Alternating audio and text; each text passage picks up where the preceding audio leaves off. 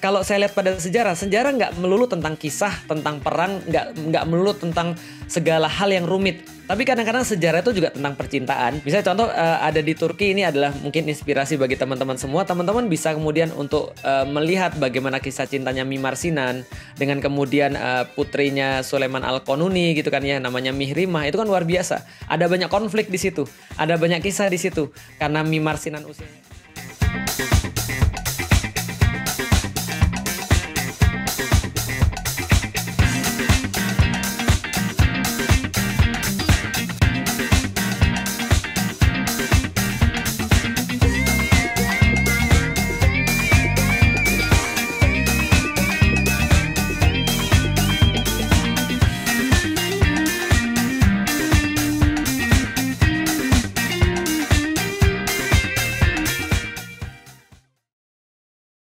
Ya, bismillahirrahmanirrahim. Assalamualaikum warahmatullahi wabarakatuh. Alhamdulillahirabbil alamin. Allahumma sholli ala Muhammad wa ala alihi wa ashabihi wa man da'a bid'awatihi wa tamassaka bisunnatihi wa jahada fi sabilillah ila yaumiddin.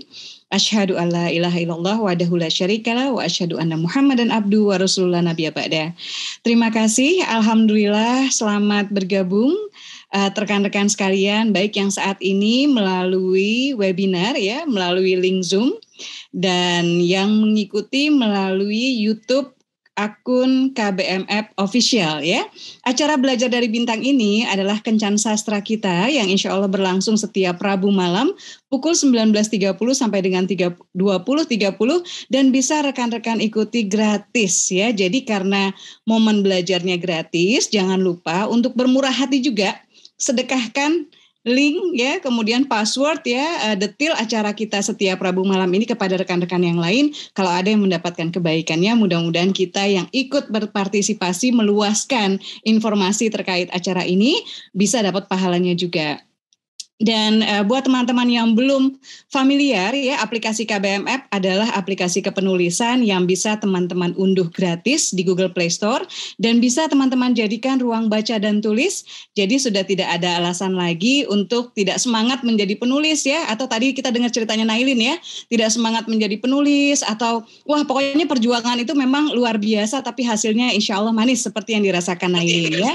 Dan banyak selain Nailin banyak yang sudah mendapatkan manfaat dari aplikasi KBMF. Jadi silakan jangan lupa follow Asma Nadia di sana. Insya Allah Asma siap untuk berbagi tips kepenulisan melalui inbox langsung buat teman-teman yang follow Asma di sana dan subscribe cerita-ceritanya.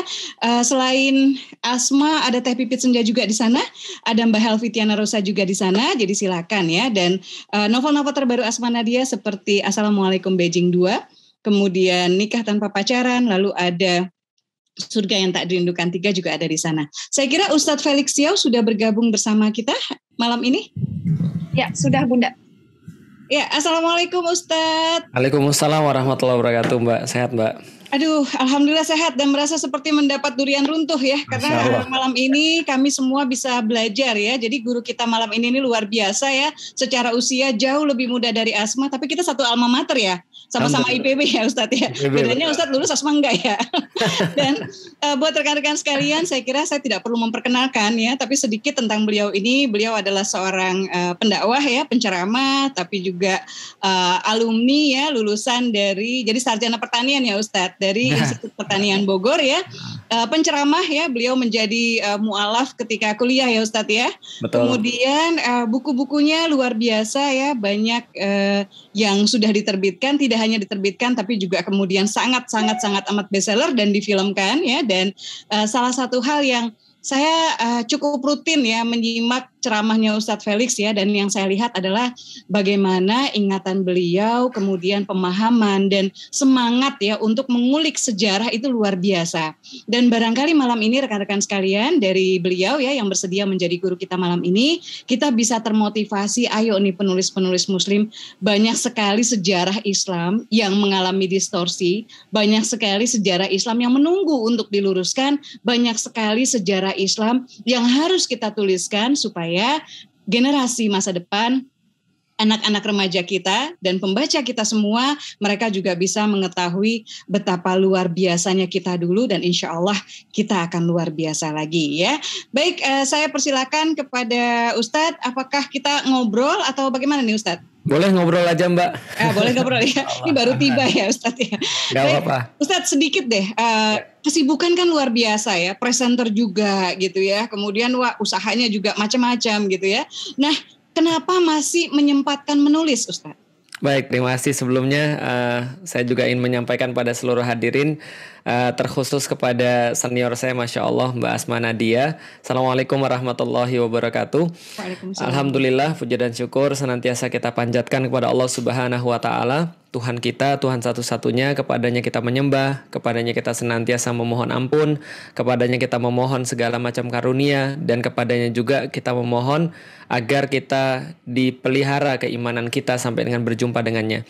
Dan salat dan salam juga senantiasa kita curah dan limpahkan kepada junjungan kita, kerinduan kita, baginda Nabi besar Muhammad sallallahu alaihi wasallam, manusia mulia yang tidak ada bandingannya, yang terhutang pada beliau seluruh kehidupan kita.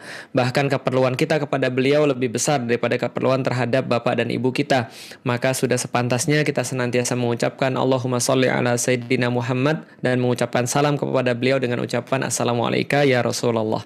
Alhamdulillah teman-teman sekalian dirahmati Allah, bagi saya ini adalah sebuah perjumpaan, mungkin perjumpaan online yang pertama dengan Mbak Asma, dan Masya Allah juga mungkin dengan teman-teman yang lain. Kalau misalnya tadi dikatakan satu alma mater, saya tuh masih ingat Mbak. Jadi ketika saya di IPB itu saya lulus itu juga sudah sujud syukur saya. Kenapa? Karena saya tuh merasa kayaknya panggilan saya tuh bukan di akademisi gitu ya.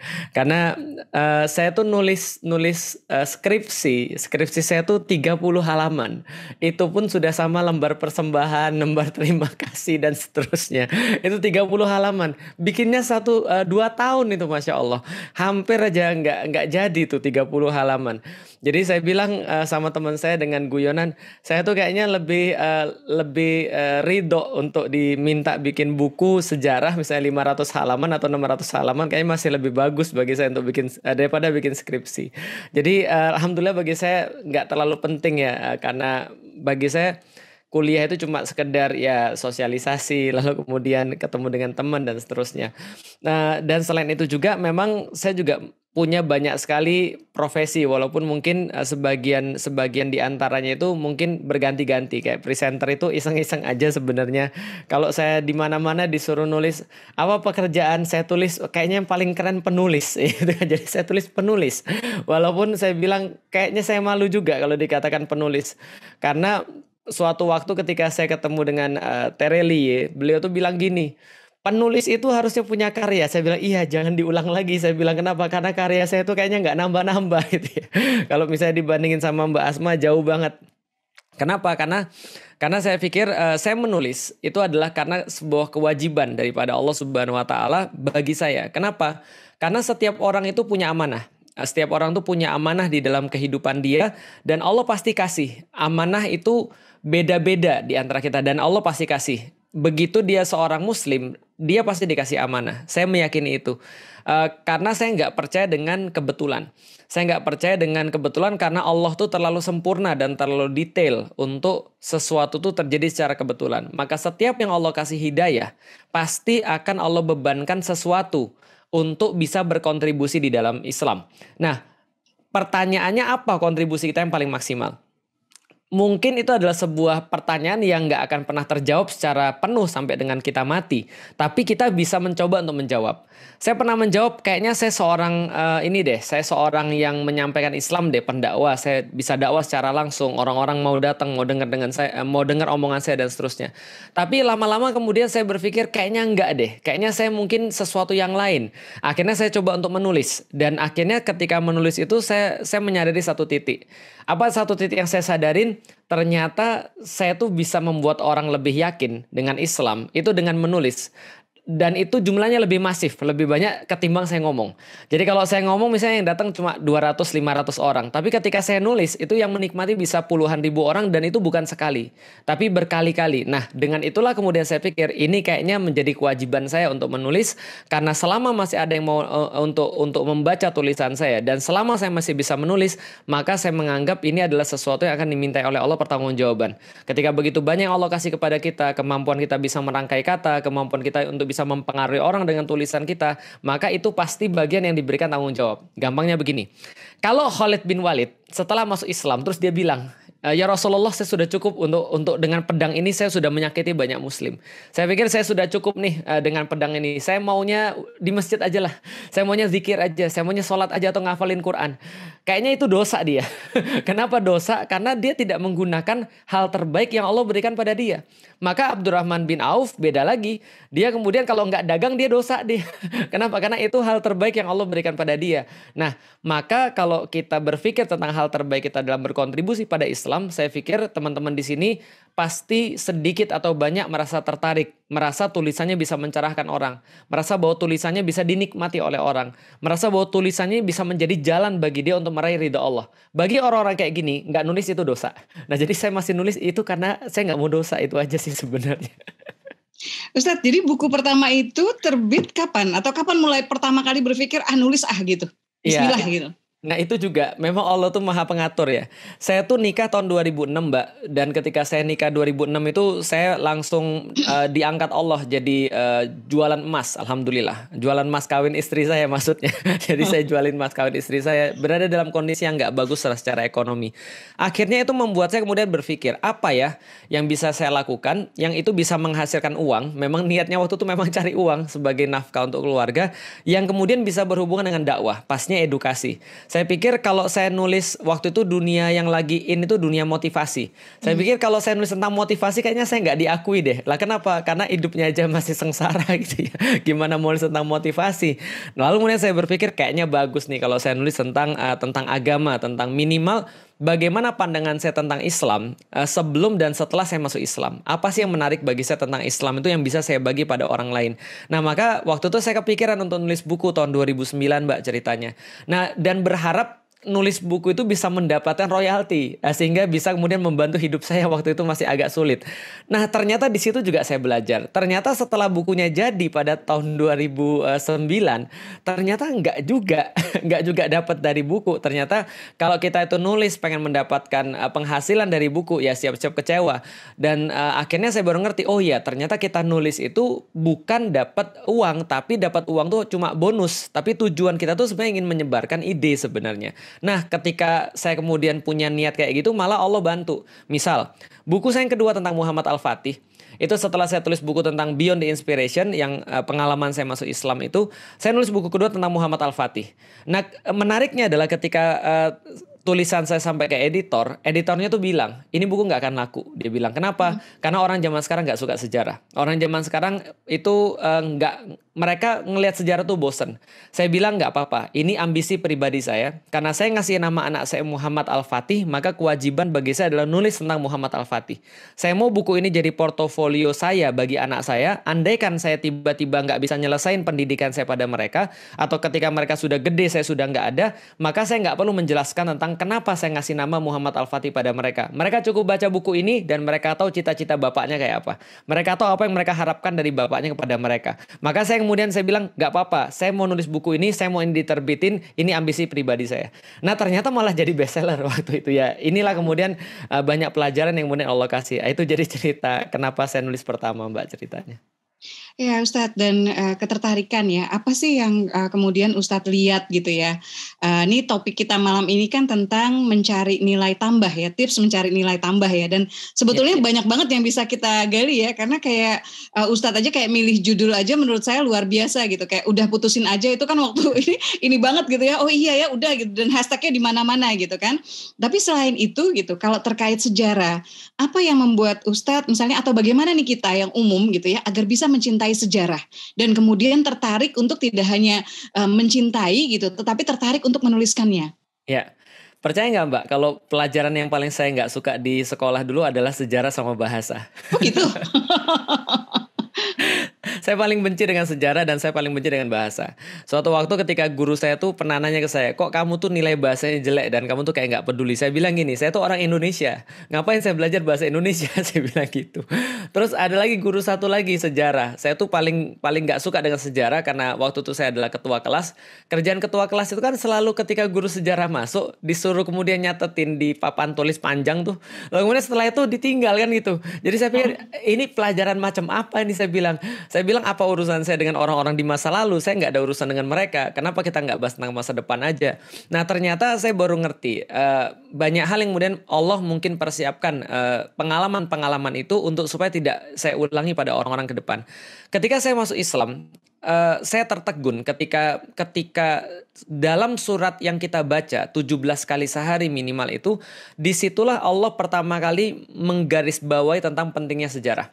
Allah sampaikan ihdinas siratal mustaqim. Setelah kita minta-minta pada Allah, ya Allah yang Maha Rahman, Maha Rahim, pencipta langit dan bumi, pencipta alam semesta, ya Allah Engkau sangat baik, Engkau pemilik hari kiamat dan seterusnya. Maka kita minta apa? Ihdinas siratal mustaqim. Ya Allah tunjukin kami jalan yang lurus. Andaikan ada satu permintaan yang kita minta pada Allah, maka kita minta adalah tunjukin kami jalan yang lurus. Maka Allah memberikan ayat yang sekaligus menjadi jawaban daripada ihdinas siratal mustaqim itu adalah siratal ladzina an'amta alaihim. Yaitu adalah jalan-jalan yang pernah dilalui oleh orang-orang sebelum kami. Artinya jalan-jalan sejarah dong. Ini kan orang-orang sudah pernah berlalu. Siratal ladzina an'amta alaihim ghairil maghdubi alaihim waladdallin. Ternyata pelajaran itu ada dua. Satu pelajaran dari orang baik, dua pelajaran dari orang yang jahat. Makanya dulu teman saya itu ketika kita pernah ketemu dengan banyak sekali orang, kadang-kadang ada orang yang menyenangkan dan kadang-kadang ada orang yang nggak menyenangkan. Suatu waktu kita berdua tuh sempat ketemu dengan orang yang nggak menyenangkan banget, secara attitude kacau banget, akhlakless lah pokoknya. Nah ketika itu kemudian saya misu-misu ketika setelah ketemu orang itu, wah sudah dibantuin, nggak tahu diri dan segala macam. Lalu kemudian teman saya ini bilang, Lik, kadang-kadang orang jahat tuh guru terbaik, kata dia begitu. Kenapa? Karena kita nggak ngulangin. Nah semua ini adalah bagian daripada sejarah. Allah minta kita untuk belajar pada orang-orang zaman dulu untuk melihat masa depan. Makanya kemudian salah satu judul yang kita sampaikan adalah sejarah itu arah. Sejarah itu sebenarnya adalah masa depan. Karena Allah minta kita untuk mengetahui tentang sejarah. Dan ternyata tidak hanya itu. Ternyata bagi manusia itu sejarah itu adalah sesuatu yang pasti menarik. Pasti menarik. Karena manusia itu senang kisah. Nah makanya kalau kita bicara tentang pelajaran-pelajaran dalam negara apapun, dalam peradaban apapun, dalam bangsa apapun, semua semua pelajaran terbaik itu disampaikan lewat kisah. Semua pelajaran-pelajaran terbaik itu ada pada sejarah. Kadang-kadang ketika mereka mungkin tidak punya sejarah yang sempurna, mereka remake sejarah itu menjadi sebuah legend. Mereka remake sejarah itu menjadi sebuah misalnya sebuah cerita rakyat, sebuah hal yang orang-orang tuh akan ingat terus. Karena kalau kita sampaikan pada orang teori, mereka akan lupa dalam waktu 3 jam ke depan. Kalau kita sampaikan pada orang misalnya tentang apa ya, tentang fakta, mungkin mereka nggak nganggap itu penting. Begitu kita sampaikan cerita, itu kita ingat sampai tua. Dan itu bahayanya juga. Kenapa? Karena cerita-cerita dan kisah-kisah di Indonesia, sejarah-sejarah Indonesia itu ternyata bikin kita itu nggak produktif. Gitu kan ya. Contoh misalnya Kancil mencuri timun. Nah, ini kan sejarah juga. Ada dulu petani nanam gitu kan ya. Lalu kemudian dimaling sama Kancil, dan karena itulah Kancil binatang yang cerdas. Tertanam pada otak-otak kita tuh. Cerdas itu artinya bisa mencuri tanpa ketahuan, bisa membohongi petani, gitu kan ya. Suatu waktu anak saya nomor 1 namanya Alila, kelas 6 SD, bawa pulang satu buku. Bukunya tuh dia bilang gini, Abi, ini Cece beli buku. Buku apa, Ce? Harganya murah, Bi. Berapa, Ce? 6.000. Buku apa, Ce? Lihat dong, setelah saya lihat, Masya Allah, ceritanya itu ada 20 kisah rakyat, semuanya tentang kancil. Kancil memperdaya buaya, kancil mencuri timun, kancil memperdaya petani, dan seterusnya. Saya bilang, pelajaran macam apa ini? Ini kan sejarah. Nah, maka menurut saya secara pribadi, ketertarikan kita terhadap sejarah itu adalah sebuah hal yang lumrah. Secara fitrah kita senang sejarah, kita senang cerita. Manusia adalah makhluk yang berkisah. Dan kemudian secara agama kita disuruh memperhatikan sejarah. Dan ketika kita kemudian tertarik pada sejarah dan mendalami sejarah, kita akan bertambah kaya. Kenapa? Karena sejarah adalah arah. Referensi-referensi itu yang menyebabkan kita punya sesuatu untuk dimasak. Jadi ibaratnya gini, saya selalu bilang bahwasanya kita itu akan bisa mengkombinasikan sesuatu tergantung bahan yang ada di kepala kita.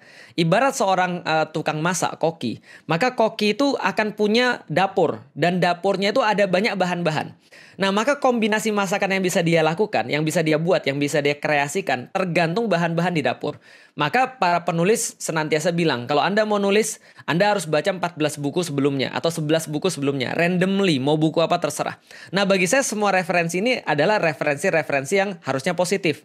Dan referensi apa lagi yang bisa kita temukan lebih positif daripada referensi sejarah? Kenapa? Karena ada kekuatan di situ, ada keyakinan di situ, ada pelajaran di situ, ada apa lagi misalnya, ada semua hal yang kita perlukan di dalam kehidupan ini. Dan jangankan itu, jangankan manusia biasa, Rasulullah Shallallahu Alaihi Wasallam saja itu punya sebuah dapat keuntungan, dapat benefit daripada sejarah. Makanya Allah sampaikan, wa kullan naqussu 'alaika min amba'i rusul, dan kami telah menceritakan kepadamu semua kisah-kisah para rasul. Untuk apa? Manusabbitu bihi fuadak, dan itu bisa membuat hati kamu menjadi teguh.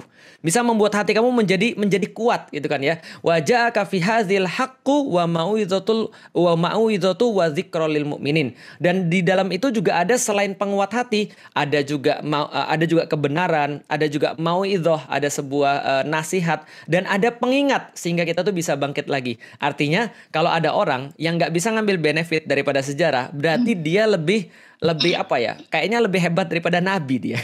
Dan kayaknya nggak mungkin toh, gitu kan ya. Kalau nabi aja ngambil benefit, berarti kita juga pasti ngambil benefit. Maka fikir saya adalah sebuah kewajiban. Maka saya juga sampaikan ada satu hal yang menarik yang saya dapat dari kisah Muhammad Al-Fatih yang saya tulis. Ada 3 pilar dalam pendidikan orang-orang Utsmani, dan saya pikir ini adalah pendidikan para sultan. Pertama adalah sejarah, yang kedua adalah Al-Quran, yang ketiga adalah ulama. Jadi berkah ulama, sejarah, dan juga Al-Quran. Itu kunci pendidikan. Maka anak-anak itu sebelum segala sesuatu mereka harus memahami 3 itu. Al-Quran, sejarah, dan ulama. Jadi gitu, Mbak. Baik ya, enak ya kalau narasumbernya Ustadz ya. Jadi hostnya ngomongnya dikit aja. Oh, jangan, Mbak. Dan saya dari tadi tuh iri Ustadz ya, iri karena Ustadz nih memadukan gitu loh antara ceramah gitu ya, tapi dengan tulisan gitu. Which is itu buat Asma keren banget gitu ya, dan mudah-mudahan menyemangati ya. Ayo teman-teman semangat semuanya. Ustadz.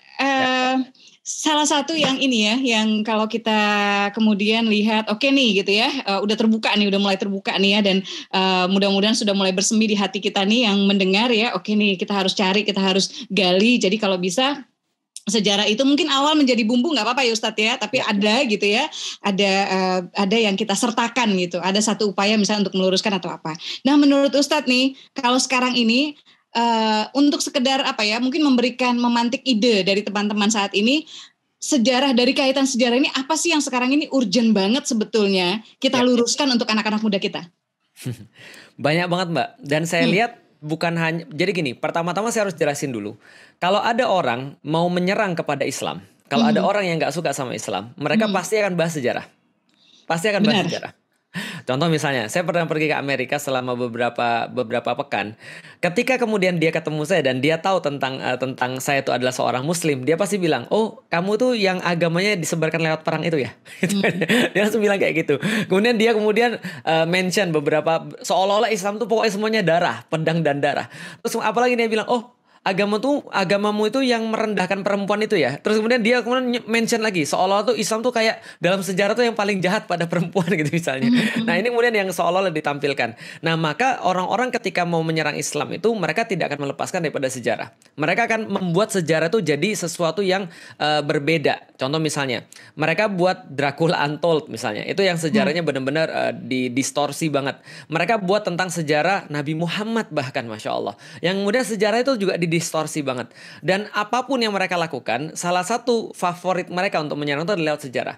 Kalau kita tidak paham sejarah kita sendiri, maka kita tidak akan pernah bisa untuk dalam tanda kutip menjelaskan Islam yang sesungguhnya pada orang lain. Nah, maka keuntungan juga untuk mempelajari sejarah adalah hal yang seperti tadi. Dan menurut saya apa yang paling banyak harus diluruskan pada orang-orang di zaman kita sekarang jelas sekali adalah tentang sejarah Indonesia. Itu sudah pasti. Nah, itu yang kadang-kadang buat kita kesel ya. Ini untuk kita ya, untuk kita dan di masa sekarang. Kenapa? Karena zaman sekarang tuh banyak sekali orang-orang mendistorsi karena mereka nggak paham sejarah. Contoh misalnya, untuk kita seolah-olah Islam nih jadi masalah di negeri ini. Kenapa? Karena mereka nggak paham sejarah. Contoh, ada tokoh yang kemudian sangat besar, lalu kemudian bisa mengatakan atau mengundang orang-orang kemudian mengatakan bahwa semakin orang paham Islam, semakin orang tuh akan bisa untuk menjadi radikal. Dan ada cara.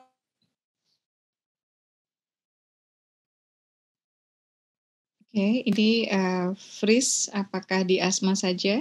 Oh sorry, jadi kalau ada lag spike berarti lagi nggak stabil koneksi saya. Jadi saya ulangi, ada orang-orang yang kemudian mengatakan bahwa seolah-olah kalau semakin orang belajar agama, dia semakin radikal. Atau misalnya mengatakan bahwa agama ini sumber masalah. Kalau Anda pengen jualan apapun, pakailah agama sebagai bungkusnya dan seterusnya.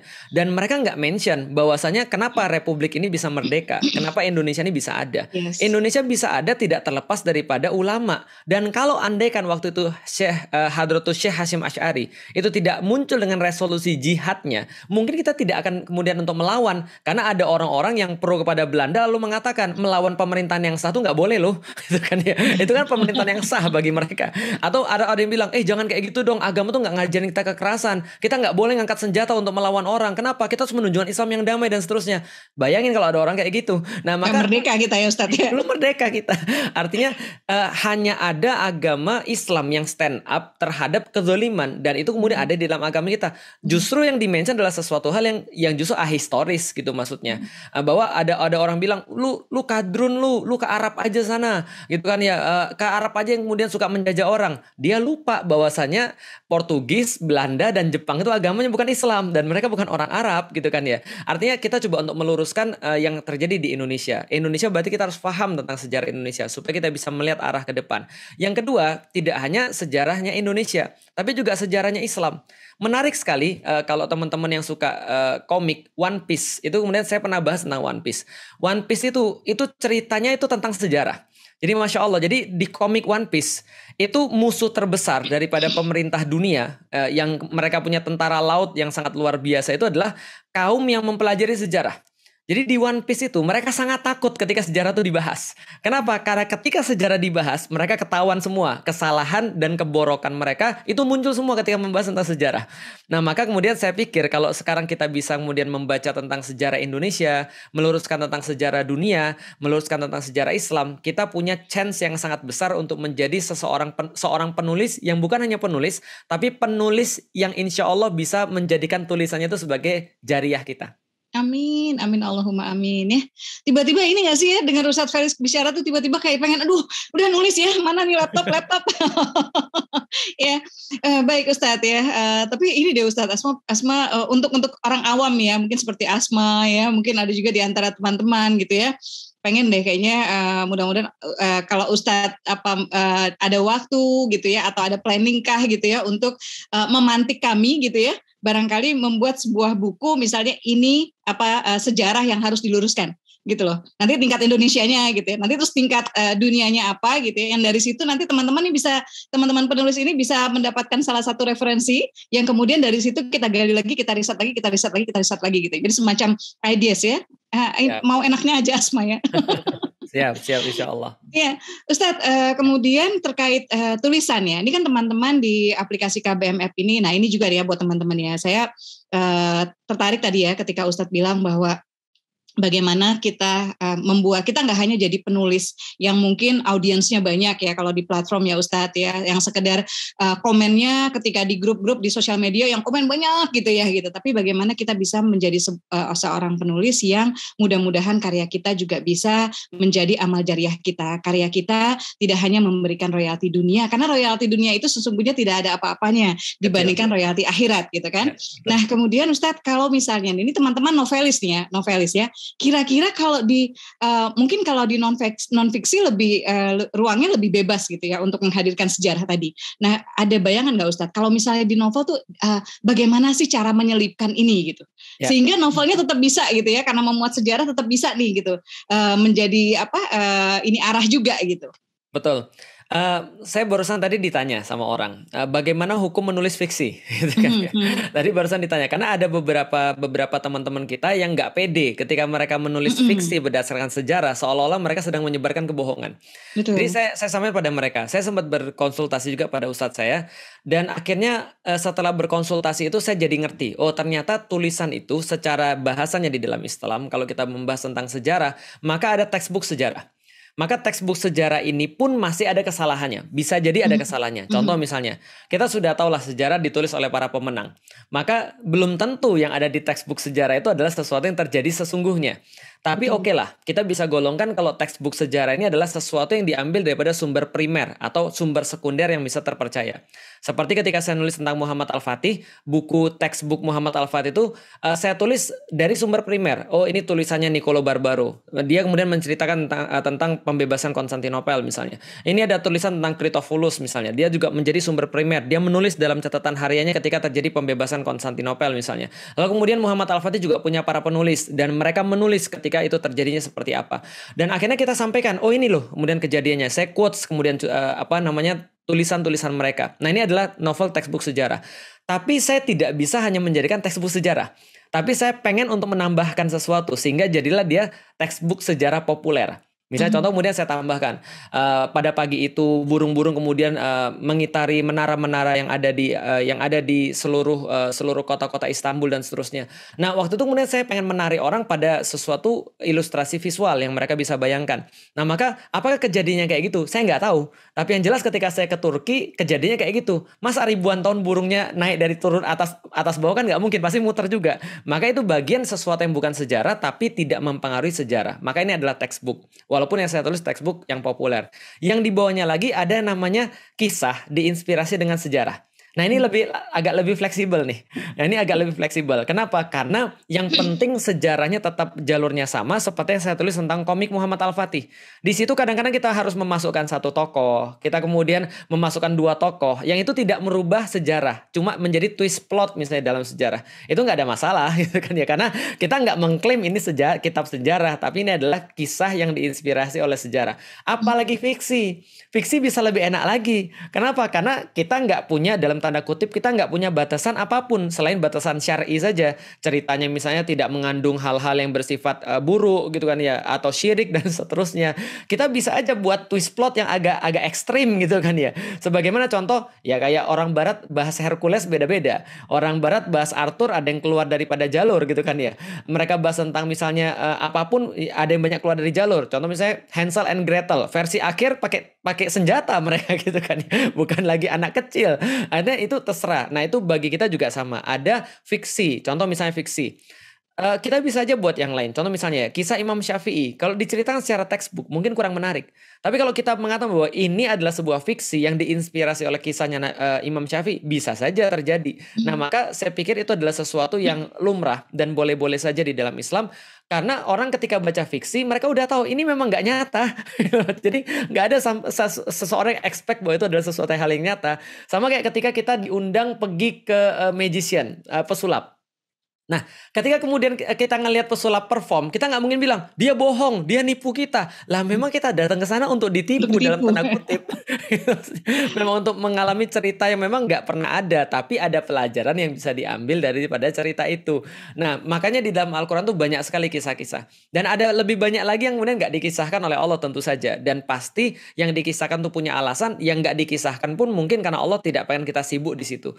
Tapi bolehkah kemudian kita mengambil inspirasi kisah kisah-kisah atau yang tidak terkisahkan untuk menjadi kisah kita, boleh-boleh saja. Dan saya pikir tantangannya adalah bagaimana mereaktualisasi setiap kisah-kisah itu menjadi sesuatu yang lebih menarik dan menjadi sesuatu yang dimakan dalam tanda kutip oleh orang-orang dengan koridor-koridor syar'i tadi. Dan menarik tadi ketika Mbak Asma mengatakan bahwa kita itu yang penting pertama kali adalah jariah yang kita cari. Karena gini, kalau cuma untuk bestseller, kita mungkin akan jauh daripada penulis-penulis luar. Atau kalau cuma untuk uang, penulis-penulis yang nggak muslim juga dapat. Tapi apa sih yang menjadi pembeda antara kita dan mereka? Yang menjadi pembeda antara kita dan mereka adalah bahwa kita menulis untuk mengubah. Makanya Al-Quran itu diturunkan untuk mengubah. Islam itu diturunkan untuk mengubah. Berarti kalau tulisan kita nggak mengubah orang menjadi lebih baik, hakikatnya kita sudah fail. Tapi kalau tulisan kita sudah mengubah seseorang jadi lebih baik, itulah keindahan dan kebahagiaan yang sesungguhnya. Maka saya bilang pada teman-teman saya tuh bahagianya bukan ketika mendapatkan royalti. Senang iya, tapi bukan bahagia. Senang iya, tapi kebahagiaan saya adalah ketika ada orang yang kemudian komen, Ustadz, alhamdulillah saya kemarin beli yuk berhijab. Dan akhirnya saya kemudian pakai hijab, Ustadz. Atau kemudian saya beli udah putusin aja. Dan akhirnya kemudian saya putusin pacar saya 2 bulan yang lalu karena buku ini. Walaupun pacar saya ngamuk-ngamuk. Itu saya seneng banget. Karena saya pikir ini jadi alasan bagi saya untuk nulis gitu loh maksudnya. Itu kalau bagi saya sih. Iya, kalau dapat sapa-sapa seperti itu ya Ustadz ya, yang berasa adalah ya Allah mudah-mudahan ikhlas ketika kemarin menulis ya kita ya Ustadz. Betul, senang banget rasanya, bahagia. Iya, baik Asma mungkin masih kalau dalam skala melibatkan sejarah dalam tulisan ya dibandingkan Ustadz mungkin masih jauh gitu, tapi memang ada keinginan gitu Ustadz. Nah, ini mungkin teman-teman ya ada keinginan misalnya untuk kan ada pembaca buku-buku kitab ya yang mereka tidak melirik buku-buku populer, tapi ada pembaca buku-buku populer which is sebetulnya ini target kita nih gitu, yang pengen kita ajak untuk berubah gitu ya, yang mereka nggak baca buku-buku kitab, yang mereka juga mungkin jauh dari sejarah Islam gitu. Nah akhirnya yang coba Asma lakukan misalnya kayak di buku Assalamualaikum Beijing, Asma suka banget dengan sosok Mus'ab bin Umair ya dari awal hijrah gitu. Jadi akhirnya Asma coba masukin tuh penggalan gitu. Dan ketika bisa menuliskan itu Asma sampai tepuk tangan sendiri, maksudnya alhamdulillah gitu ya, seneng gitu ya. Atau di Assalamualaikum Beijing 2 Asma coba memasukkan karena kisahnya di Cina ya, Asma coba memasukkan tentang Sa'ad bin Abi Waqqas gitu. Dan mungkin walaupun kecil-kecil gini nggak apa-apa ya Ustadz ya.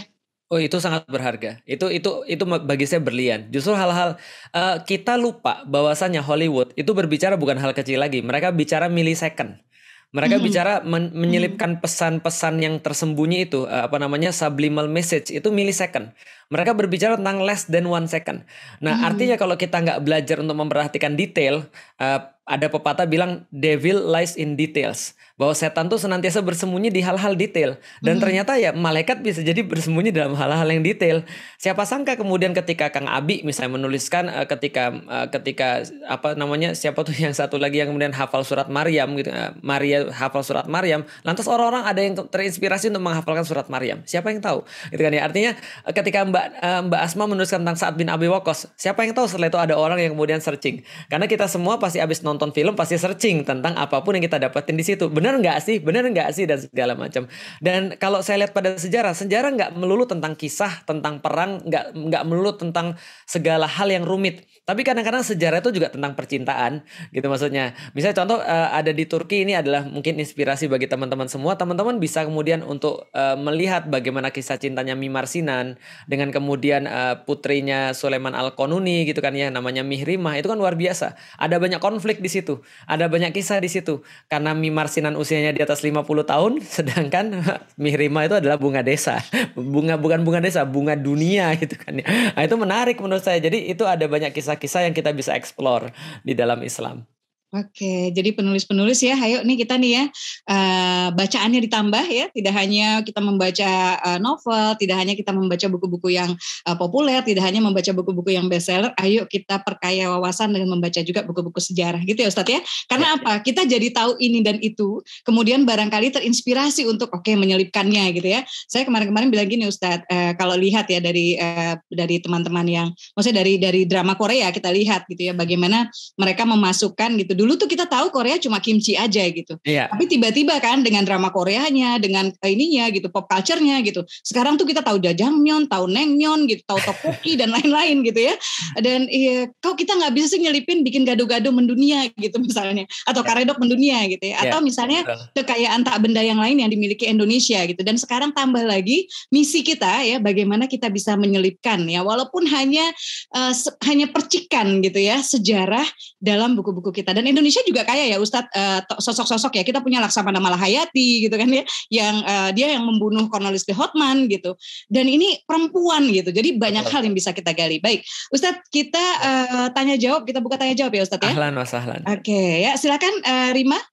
Nanti kita ambil juga dari YouTube ya buat teman-teman yang bergabung atau buat teman-teman yang nanti mengalami kendala ya, barangkali mengalami kendala terkait internetnya, boleh ya bisa melihat atau bisa menyaksikan acara kita hari ini dari YouTube KBMF Official ya. Silakan, Rima. Siapa nih? Ini udah ada Kandi, udah ada, wah banyak banget yang mau nanya nih.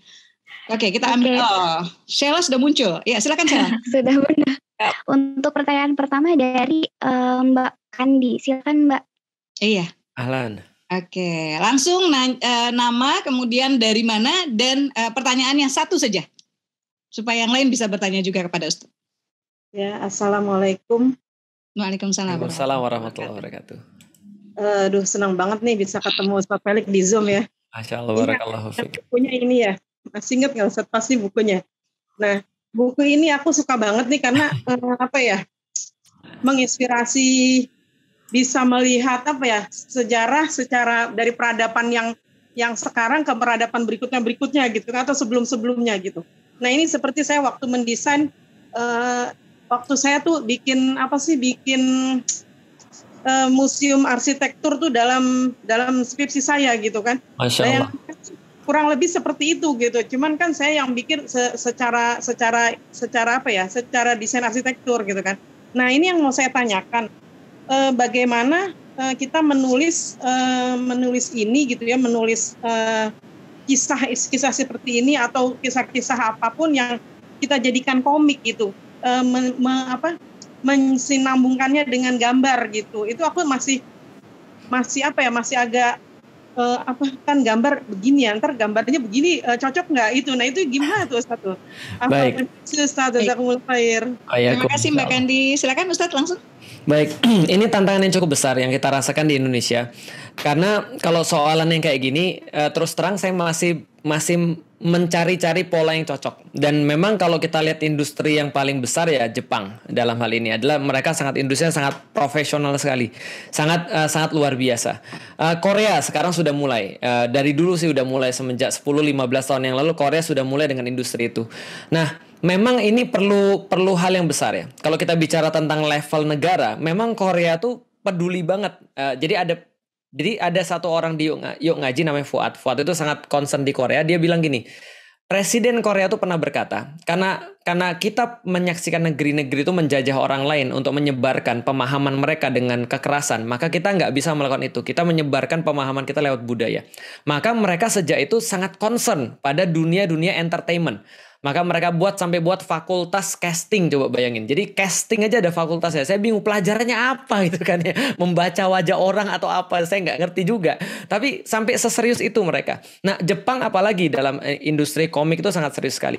Nah, saya cuma bisa membagi dari apa yang sudah saya lakukan terhadap komik-komik yang saya buat. Jadi gini, ibu dan atau bapak yang kemudian berniat untuk memvisualisasi komik kita. Pertama-tama kita tuh harus ada ide dulu. Yang pengen kita sampaikan tuh apa? Yang pengen kita ubah tuh apa? Karena saya sudah sampaikan, setiap tulisan ataupun gambar ataupun karya apapun di dalam dakwah, apa gitu ngomong, nulis, gambar atau apapun lah, aktivitas apapun, itu harus ada sesuatu yang mau kita ubah. Jadi karya itu adalah jawaban atau solusi terhadap permasalahan tertentu.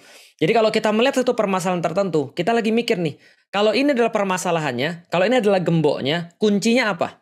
Jadi jawabannya apa? Nah, itu karya kita tuh adalah jawaban daripada satu permasalahan tertentu.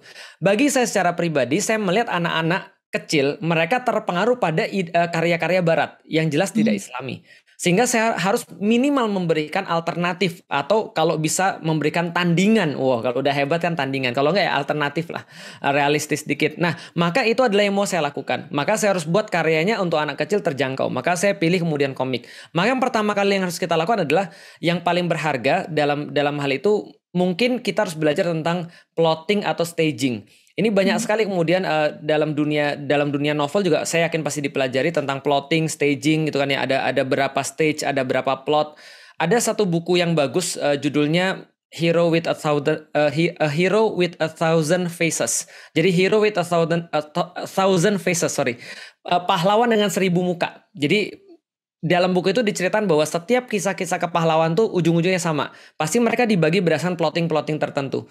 Kalau plotting yang sederhana yang kita kenalkan adalah nanjak, lalu kemudian klimaks, lalu kemudian turun. Nah, tapi ada plotting-plotting yang lain. Nah, dengan mempelajari plotting itu, kita bisa kemudian untuk membuat plot itu kira-kira seperti apa untuk bisa mengubah orang. Nah, setelah kita bikin plot, kita bikin skripnya. Nah, setelah kita bikin skripnya seperti apa, baru skrip ini ditransformasikan kepada script panel. Nah, kalau saya secara pribadi, saya gambarin sendiri tuh. Jadi, saya gambar sendiri, ya walaupun gambar saya hancur ya, tapi saya gambar dengan gaya saya lah. Maksudnya ini angle-nya dari mana dan segala macam untuk membantu penggambarnya nanti. Saya tulisin kemudian apa yang menjadi diskusinya, menjadi conversation-nya, lalu kemudian saya kasih kepada yang gambar. Walaupun ini nggak profesional ya. Jadi kalau profesional ya kayak di Jepang gitu kan, itu profesional banget. Nah, setelah itu kemudian yang gambar menggambar. Nah, setelah yang gambar menggambar, kita cek lagi. Oh, ini kayaknya salah. Ini tangannya kayak gini dan ini seperti ini kayaknya perlu diulangi dan segala macam. Ini maksud saya kayak gini mesinnya dan seterusnya. Nah, setelah itu ya proses produksi. Nah, setelah itu ya jadi. Itu secara sederhana. Tapi menurut saya sih skrip sama staging atau plot itu perlu banget untuk dipelajari kalau kita mau mengantarkan karya kita dalam komik. Jadi kira-kira gitu. Baik, mudah-mudahan terjawab ya Mbak Kandi. Ya, semoga dimudahkan tulisan berikutnya. Silakan Sheila, penanya berikutnya. Ini sebelum ke Sheila, sebentar Sheila, Ustadz ada dari Putri Viti. Bismillah, saya dilahirkan di tengah keluarga non-muslim, ayah, ibu, kakak, adik, dan semua keluarga saya Kristen Protestan. Tahun 2020 saya ikrar meluk agama Islam. Singkat cerita, Alhamdulillah dan Masya Allah sekali, saya sekarang berada di salah satu pesantren di daerah Parepare, Sulawesi Selatan. Nah, pertanyaannya, saya ingin mulai menulis novel pemula, boleh bagi tipsnya. Nah, kalau dari Asma udah sering nih tips nulis novel dari Ustadz Felix. Ya. Masya Allah, ini kayak ada air tapi suruh tayamum ya. Masa saya disuruh ngasih novel. Jadi menariknya gini, saya tuh baca banyak sekali novel, tapi saya nggak pernah nulis novel gitu kan ya. Saya nulis novel tapi selalu gagal kayaknya. Ya mungkin karena belum mendapatkan tips ya. Tapi kalau saya menulis novel berapa ya? Kayak 75 halaman pol gitu kan ya. Saya pikir mungkin yang saya bagian bukan nulis novel karena tadi kayak disuruh tayamum padahal ada air gitu kan ya. Ada Mbak Asma di sini yang sangat pro. Jadi kalau menurut saya, kita tuh menulis karena kita fun. Kita tuh menulis karena kita happy. Kalau saya menulis, yang saya bayangin adalah gimana ketika orang baca ini dan orang tuh mendapatkan pencerahan. Saya berharap bagian daripada ketika dia berubah jadi baik itu saya dapat gitu. Nah itu ketika saya nulis. Jadi jangan sampai kita nulis karena sesuatu yang lain. Contoh misalnya kayak saya tadi di awal-awal pengen dapat royalti dan segala. Walaupun nggak salah sih, nggak salah. Cuman akan lebih enak kalau kita menulis itu memang untuk fun, untuk ekspresi diri kita. Jadi menulislah walaupun kemudian karya kita tuh belum dibaca karena kepentingannya bukan pada orang lain, kepentingannya ada pada kita. Baik ya. Silakan. Nah, Sheila nih, Sheila. Penanya berikutnya, Sheila. Baik, penanya berikutnya ada dari Kak Marhani Kandi. Silakan Kak. Ya, silakan Marhani.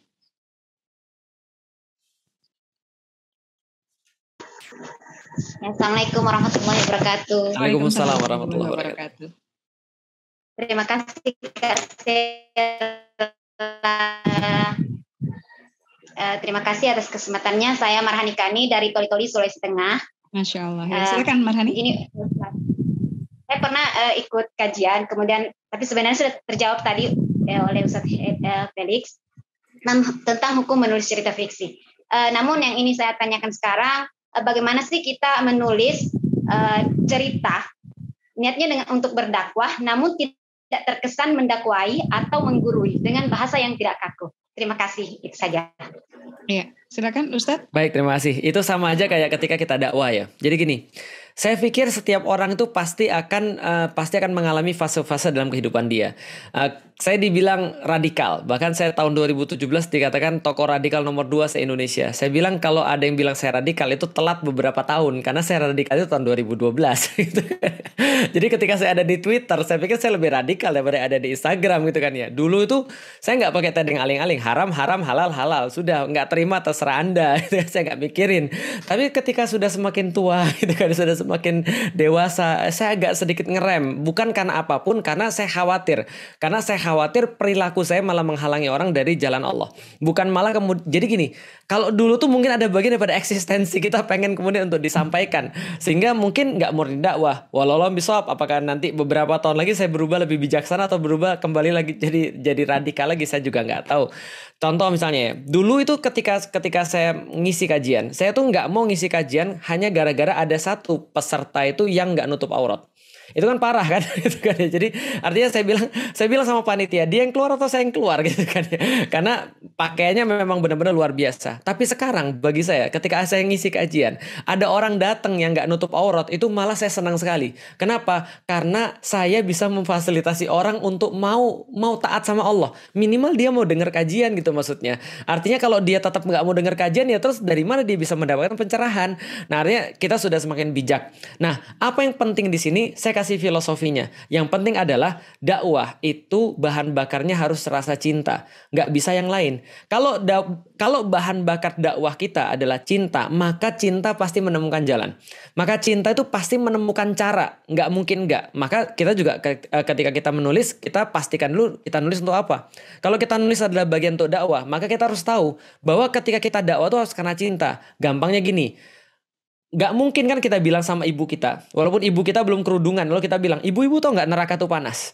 Ibu tahu nggak sih kalau seandainya ada orang yang nggak kerudungan tuh dosanya kayak apa? Ibu tahu nggak sih bagaimana di zaman Rasulullah? Kita kan nggak mungkin bilang gitu. Mungkin sebelum kita bilang gitu kita nangis duluan. Nah itulah cinta. Artinya cinta pasti akan menemukan cara yang terbaik untuk ngomong pada ibunya. Ketika ibunya bermaksiat atau mungkin bapaknya nggak sholat, pasti dia akan menemukan cara yang terbaik. Nah dalam tulisan, apakah kita boleh untuk kemudian memakai gaya-gaya terkini dan segala macam? Nah ini perlu saya jelasin singkat tentang do and don't. Yang boleh untuk dikompromikan adalah uslub dan wasilah. Uslub, strategi, teknis, taktik, dan segala macam itu bisa berubah seiring dengan waktu dan tempat. Wasilah itu media, itu bisa berubah seiring dengan waktu dan tempat. Yang nggak boleh berubah adalah fikroh dan torikoh. Yang nggak boleh berubah adalah konsep dan metode kita dalam menyampaikan. Itu harus persis sama dengan Rasulullah SAW. Maka kalau Rasul nggak pakai kekerasan, maka kita nggak boleh kekerasan dalam perbuatan dakwah kita. Mau itu lewat lisan, mau itu lewat tulisan. Kita nggak boleh kekerasan. Maka saya tuh paling nggak suka ketika ada orang tuh mencaci maki lewat tulisan. Kenapa? Karena itu tidak merupakan manhaj dakwahnya Rasulullah SAW. Contoh lagi misalnya, Rasulullah SAW selalu mengkritik pemikiran, bukan mengkritik orangnya. Allah juga sama di dalam Al-Quran. Allah mengkritik perbuatan, pemikiran, bukan mengkritik orang. Maka kita juga sama dalam berdakwah, dalam menulis juga sama. Dan kita tidak menulis dengan sesuatu yang diharamkan oleh Allah. Misalnya tentang syirik, kita nggak nulis tentang itu. Cerita dewasa, kita nggak nulis tentang itu. Itu kan ya. Kenapa? Karena itu adalah sesuatu yang tidak boleh. Tapi kalau selama kita masih bisa maintain sesuatu itu halal, sesuatu itu syar'i, boleh dilakukan di dalam Islam, maka kreativitas itu terbuka lebar. Maka saya sering bilang sama orang, menjadi seorang muslim, itu bukan berarti Anda terbatas. Justru Anda dituntut kreatif oleh Allah. Kenapa? Karena dalam syariat yang Allah turunkan itu, di situ letak Anda bisa berkreasi. Bagaimana caranya? Dalam satu kemudian kerangka yang Allah sudah turunkan, kita bisa bergerak di sana sebebas-bebasnya. Itu kreativitas. Kalau semua orang tuh nggak ada panduan, nggak ada nilai-nilai yang dia jaga, nggak ada makna-makna yang kemudian dia jadikan sebagai standar, ya itu bukan kreatif namanya. Jadi kira-kira gitu. Ya benar Ustadz. Dan sambil nih ya, Ustadz boleh tambah waktu nggak Ustadz? Boleh, ahlan Mas Ahlan. Ya. Baik, Mbak Rima sambil mencari pertanyaan ya dari teman-teman yang saat ini menyimak di YouTube ya, silakan di drop di komen pertanyaan untuk Ustadz Felix Xiao, nanti kami akan pilih ya.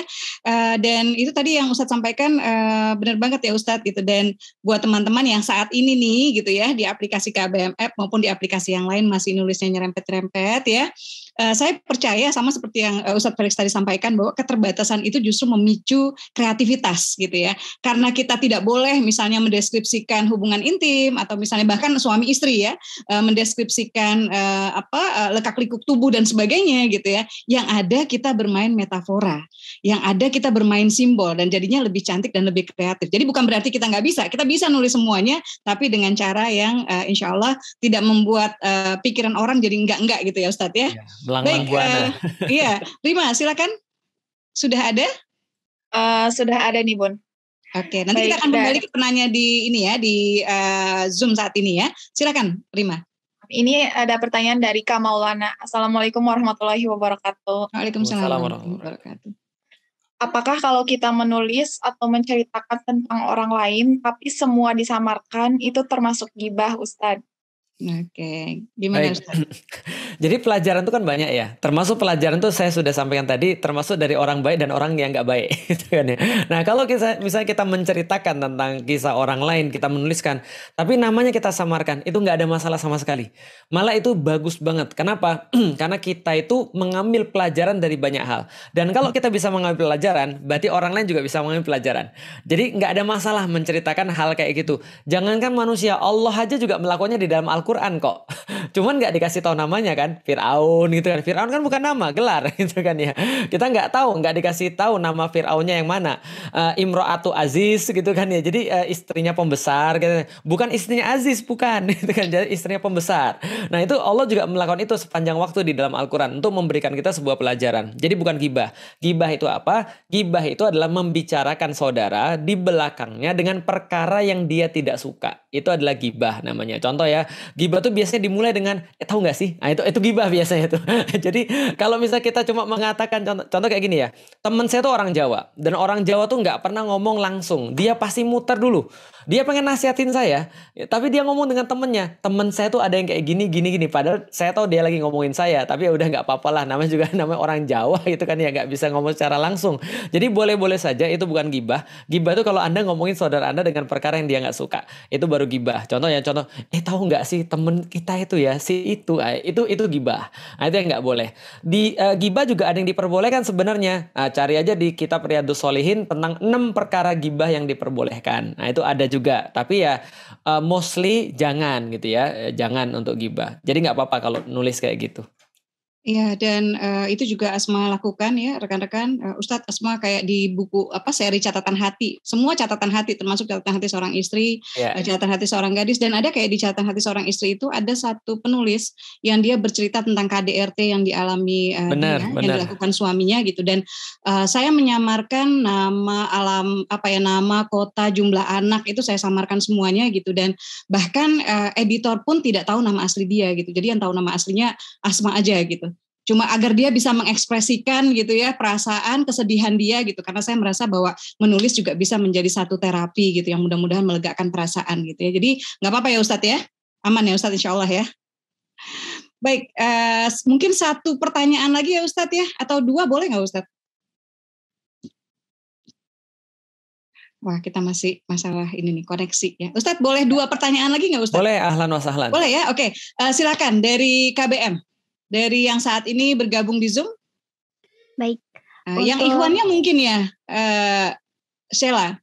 Iya, Bunda, ini sudah ada dari Mas Irza Setiawan. Silakan Mas. Silakan Mas Irza. Terima kasih. Assalamualaikum warahmatullahi wabarakatuh. Waalaikumsalam warahmatullahi wabarakatuh. Selamat malam, Dek Sheila, Mbak Asma Nadia, Ustaz Felix. Alhamdulillah bisa berkumpul. Perkenalkan, saya Irja Setiawan dari Kabupaten Hulu Sungai Utara, Kalimantan Selatan. Sedikit, mungkin singkat saja pertanyaannya. Memang kalau kita berbicara buku sejarah, umumnya itu di dalamnya memuat berbagai macam data, penuh dengan analisis, bahkan dengan narasi-narasi ilmiah, yang membuat pembaca kadang-kadang berpikir lebih keras untuk melihat bagaimana pelajaran di dalamnya. Nah, terkadang narasi ilmiah seperti itu membuat pembaca kadang buka kamus dan sebagainya, dan itu efeknya menjadi kelelahan. Sehingga opini saya terkadang buku sejarah tidak terlalu diminati untuk narasi seperti itu ya. Nah, mungkin Ustadz ada tips bagaimana caranya membuat sebuah buku sejarah dengan narasi yang populer sehingga pembaca ini tidak terlalu berpikir keras dan bisa baca sampai tuntas gitu. Itu mungkin dari saya. Terima kasih Mbak Asmanadia, Ustaz Felix Siau. Ya, saya terima kasih. Assalamualaikum warahmatullahi wabarakatuh. Waalaikumsalam warahmatullahi wabarakatuh. Waalaikumsalam warahmatullahi wabarakatuh. Silakan Ustaz. Baik, menarik tadi pertanyaan. Jadi bagaimana caranya membuat sejarah itu menjadi menarik? Menurut saya secara pribadi, correct me if I'm wrong, sejarah itu menarik secara fitrah. Cuman kita itu orang Indonesia itu ya, itu ternyata berbakat untuk membuat sejarah itu jadi tidak menarik gitu.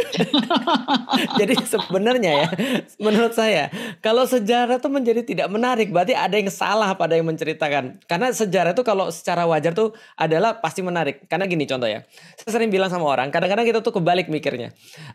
Ada orang mau belajar renang, dia bilang, saya tuh takut tenggelam, saya tuh takut tenggelam. Saya bilang gini, sebentar, kamu pernah lihat mayit nggak sih? Saya bilang gitu. Iya, saya pernah lihat mayit, nggak pernah lihat mayit, tapi kamu tahu mayit? Iya, tahu mayit. Mayit itu kalau di air ngambang atau tenggelam sih? Lalu dia bilang mayit itu ngambang. Nah, saya bilang artinya manusia tuh fitrahnya tuh dia ngambang gitu, maksudnya tidak tenggelam gitu loh. Artinya kalau ada orang di atas air tenggelam, dia melakukan efforts. Ingat baik-baik, dia melakukan efforts karena itu dia tenggelam. Apakah karena dia kaku? Apakah karena dia kemudian nekuk pinggangnya? Pasti ada efforts yang dia lakukan. Karena kalau dia tidak ada efforts, dia effortless, berarti dia pasti ngambang. Berarti kalau kamu tenggelam ketika di air, selamat, Anda sudah menemukan cara tenggelam. Nah, sehingga saya tuh berpendapat kayaknya guru-guru sejarah kita tuh sudah memberikan cara untuk membuat sejarah itu jadi membosankan. Kenapa? Yang selalu diceritakan, contoh misalnya di Penogoro melawan Belanda, musuhnya ini, tahunnya segini, peristiwanya ini. Orang ya bosan lah. Kenapa? Karena terlalu banyak informasi yang masuk dan itu tidak sekali lagi itu tidak dibuat dalam kisah. Itu problemnya. Karena kisah itu adalah kayak sayur kalau di makanan. Dia yang akan menjadi serat, yang akan membuat semuanya itu jadi bagus. Gitu maksudnya. Jadi dan ternyata namanya anak kecil, kalau kita kemudian kasih tahu mereka informasi apapun, mereka nggak ngerti. Tapi kalau kita kasih mereka cerita, mereka pasti paham, mereka pasti akan hafal. Dan saya ulang itu berkali-kali. Contoh misalnya saya bilang, tembok Konstantinopel tingginya 12 meter. Lalu kemudian tembok yang kedua tingginya 8 meter. Tembok yang ketiga lebarnya sekitar 10 meter parit dan seterusnya. Orang-orang kalau dia nggak ada urgensi dia bingung. Tapi begitu kita ceritain pada mereka, ini loh kisahnya. Ini loh kemudian Rasulullah SAW ketika kemudian membangun parit Khandaq. Beliau kemudian bersama para sahabat jumlahnya 3.000 melawan 10.000 orang. Lalu kemudian membangun parit 8 km. 8 km tuh kayak cawang sampai dengan Semanggi dan seterusnya. Itu berkisah. Nanti kita tanya mereka, berapa kilo? 8,5 kilometer. Berapa lebar paritnya? Mereka bisa jawab. Berapa dalam paritnya? Mereka bisa jawab. Kenapa? Kita nggak pernah fail untuk nginget kisah. Nah, salahnya sejarah itu tidak disamakan lewat kisah. Dan seluruh pelajaran sejarah. Maka kenapa saya benci pelajaran sejarah? Karena kita berhasil menemukan metode menceritakan sejarah dengan tidak apik. Itu yang pertama. Yang kedua, kesedihan saya, Mbak. Saya sedih banget. Kemana-mana Mbak, ketika saya keluar negeri, pertama kali yang saya kunjungi itu museum arkeologi Mbak, museum sejarah, itu yang saya kunjungi pertama kali. Dan saya terpesona, megap-megap ngelihat kemudian keadaan museum sejarah mereka. Ya Allah, keren amat gitu kan ya. Nggak heran kalau mereka tuh senang sama sejarah. Ketika pergi ke museum kita, ya Allah gitu kan ya. Ke museum ke kota tua gitu kan ya. Museum Jakarta, masuknya 2.000. Lusuh ya Ustadz. Masuknya 2.000 Mbak. Apa yang bisa dilakukan dengan 2.000 perak gitu maksudnya. Dan apa yang bisa kemudian orang dapat dengan 2.000 perak? Artinya ya jelas malas lah orang ngelola museum. Maka saya bilang, lah kalau museum aja kemudian nggak pernah benar, bagaimana kita mau suka sama sejarah? Coba bayangin gitu kan ya. Tapi kalau sana sejarah itu dikemas dengan benar, dengan gimmick-gimmick yang benar, itu Masya Allah, itu bisa jadi kekuatan banget. Makanya dalam buku One Piece itu kemudian dikisahkan kenapa kemudian sejarah itu menjadi penting, karena sejarah itu akan menjadi kebenaran. Seperti kata Al-Quran gitu kan ya. Nah maka semua sejarah itu menjadi menarik. Contoh ya, kalau kita ngomong tentang Jepang, apa yang kemudian jadi menarik? Ninja. Kenshin, kenapa menarik? Ada setting sejarah di situ, ada restorasi Meiji di situ. Kemudian kita bilang, oh restorasi Meiji itu kayak gitu ya. Oke, kita kemudian belajar lagi tentang misalnya tentang Korea. Dulu kemudian ada namanya Princess Hours gitu kan ya. Saya lihat istri saya nonton, bukan saya gitu kan. Oh ternyata dulu sejarahnya kayak gini dan seterusnya. Nah maka saya pikir sejarah itu sendiri sudah menarik. Cuman tinggal kita menceritakannya saja. Kalau kita mengisahkannya dengan apik, jadi bisa. Apa kemudian yang menjadi tips saya dalam menceritakan sejarah? Satu, kita harus tahu ujungnya harus apa. Saya menceritakan Muhammad Al-Fatih untuk mengubah orang berpikir bahwasanya mungkin itu adalah apa yang dikatakan Allah mungkin. Yang tidak mungkin itu adalah apa yang Allah katakan tidak mungkin. Dengan kisah Al-Fatih, saya pengen ngubah orang untuk berpikir yang kamu bilang nggak mungkin itu nonsense. Kalau Rasul sudah bilang mungkin, Rasul sudah bilang bisa, itu tujuan saya. Maka saya sangat menceritakan Muhammad Al-Fatih diambilnya dari situ. Artinya saya punya satu hal yang pengen saya jadiin solusi untuk menjawab sebagai permasalahan-permasalahan yang mereka hadapi. Nah, saya cerita lagi tentang perang salib. Apa yang saya pengen mereka dapat? Saya pengen ngasih tahu pada mereka, kenapa kita kalah pada perang salib? Gara-gara kita berpecah belah. Kita dalam keadaan paling kuat, berpecah belah, hancur. Lu sekarang sudahlah nggak kuat, udahlah lemah, berpecah belah, ya udah habis, gitu kan ya. Nah itu pelajaran yang pengen kita sampaikan pada mereka. Nah maka semua kisah itu menjadi ada nyawanya. Jadi kira-kira gitu. Baik ya, ini di chat ya pada bilang gini Ustadz, jadi pengen belajar sejarah. Oke, tercapai tujuan insya Allah ya Ustadz ya. Baik, satu pertanyaan lagi silakan Sheila. Baik, untuk pertanyaannya dari... Ini masih banyak banget Ustadz, saya jadi sedih juga. Maafkan. Gak apa-apa. Dari Kak Cynthia Permata, silakan Kak. Ya silakan. Saya lagi berpikir masih bisa nego Ustadz lagi nggak ya untuk waktu. Baik silakan. Monggo. Silakan Mbak Cynthia. Ya. Baik, terima kasih sebelumnya. Sebelumnya saya senang sekali malam ini bisa ketemu bareng Bunda Asma sama Ustadz Felix juga. Nah, jadi sebelumnya saya pengen cerita deh. Jadi kan saya termasuk kemarin lulusan corona ya Ustadz. Bunda. Dari saya sekolah di Man 1 Medan. Nah, jadi kita tahu kan kalau di Man 1 itu serbanya agama gitu kan. Nah, jadi karena udah terlanjur nyaman nih, pas kelas 2 itu tiba-tiba corona gitu. Kita kejedong dengan keadaan yang biasanya serba mengingatkan, tiba-tiba jadi keadaan rumah tuh berubah gitu. Nah, alhamdulillah kemarin saya ikutin bedah bukunya Ustadz yang Beyond the Inspiration sampai habis 45 episode. Di situ sebenarnya saya ngerasa malu, Ustadz mualaf, tapi bisa menemukan why saya tuh Islam gitu. Nah dari saya ikutin dari situ sampai habis kan, akhirnya bersyukurnya saya jadi punya alasan bahwasanya akidahku bukan akidah warisan gitu, jadi punya alasannya.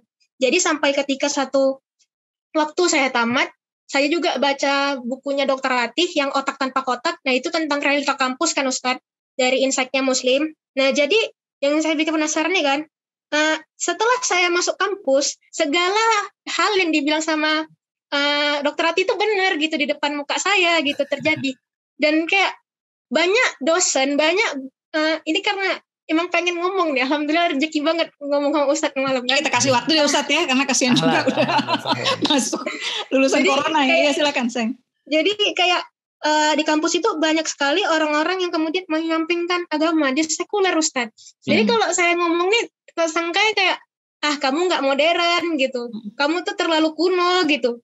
Banyak yang bilang kayak gitu. Nah jadi pertanyaannya kan Ustadz, gimana sih caranya istiqomah dalam menyampaikan gagasan Islam itu di saat kondisinya itu banyak nggak memungkinkan dan banyak orang yang nggak suka sama kita dengan alasan kamu nggak toleransi. Mungkin makasih Ustadz gitu. Iya, Ustadz kita seneng ya ngelihat anak muda kayak Cynthia ya. Masya Allah. Kenapa? Mau baca, mau belajar. Buat saya nih Cynthia mudah-mudahan berkah. Dan kamu kalau udah punya semangat seperti itu Cynthia, kamu harus nulis, selesaikan karyamu. Dan mudah-mudahan karyamu nanti jadi amal jariahmu nanti ya. Silakan Ustadz. Betul, itu tadi yang mau saya jawab juga. Jadi gini, kita tuh nggak akan bisa untuk balas semua orang. Kita tuh nggak akan bisa untuk menjawab setiap tuduhan yang datang ke kita. Maka daripada kita menghabiskan waktu 10 menit untuk orang-orang yang nggak suka sama kita atau yang nggak respect sama kita, mendingan kita menghabiskan waktu 10 menit untuk orang-orang yang kita cintai. Atau dengan kata lain sebenarnya orang-orang yang mencintai kita tuh siapa? Orang-orang yang masih mau dengerin kita. Kalau saya jawab aja dengan karya, udah gitu aja. Jadi contoh nih ya, ada orang yang bilang kayak gini misalnya, kamu tuh nggak toleran gitu kan. ya. Saya tinggal bawa foto saya lagi ngobrol dengan ibu bapak saya. Jadi mereka mau ngomong apapun nonsens. Ini loh foto saya. Kamu punya nggak sih keluarga yang mereka berlainan agama? Keluargamu paling cuma Muslim doang. Keluarga saya Buddha, Katolik, Kristen gitu kan ya. Hindu juga ada dan nggak ada masalah tuh. Jadi kalian bilang tentang intoleransi bilang apa gitu kan ya. Itu yang pertama. Yang kedua, kalau dia bilang kamu tuh sangat kuno, kamu tuh terlalu masa lalu dan segala macam. Ya kita tinggal bilang aja kamu udah nulis buku berapa kan gitu kan. Jadi biarkan karya kita yang berbicara gitu kan ya. Jadi berbicara dengan karya bukan kemudian dengan celak. Artinya kita jawab aja dengan karya kita. Jadi udah tulis kemudian buku kita, tulis kemudian apa yang kita rasakan. Jadikan itu sebuah karya dan biar karya kita nanti yang menjawab semuanya. Nah, jadi nggak usah kita jawab satu-satu, capek. Itu kira-kira. Baik ya, Sela saya mau milih penanya boleh nggak Sela? Saya mau pilih Fatan Mubina boleh nggak? Ini kayaknya ada wajah-wajah muda nih kita berharap nih Ustadz ya. Oke, Fatan langsung senyum. Silakan Fatan. Oke, baik, terima kasih Bunda Asma. Namamu bagus sekali ya. Pertanyaan saya ini simpel aja. Jadi saya sekarang lagi sedang membaca novel ya membahas terkait agama tadi yang udah dibahas juga, sejarah juga ini termasuk. Dia tuh ngegabungin hampir semua agama dari semua kitab, Talmud, Taurat, Injil, semuanya dia gabungin. Nah itu bolehkah sih? Dia tuh secara spesifik membahas tentang hari akhir, tentang ramalan-ramalan tiap kitab. Itu boleh gak Ustaz?